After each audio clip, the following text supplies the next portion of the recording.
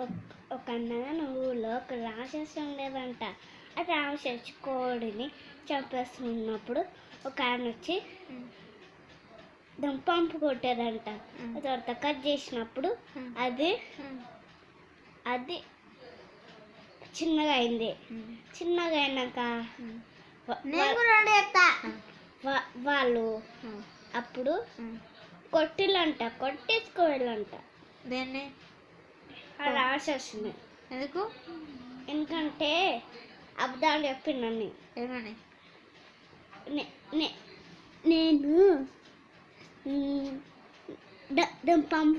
దానికి పంపు కట్టి ఆ తర్వాత దాన్ని కట్ చేస్తే అది చిన్నగా అవుతుందని దానికోసమే వాళ్ళు అక్కడ తీసుకెళ్ళిందంట. అట్లా అబద్ధం చెప్పిండు ఆయన.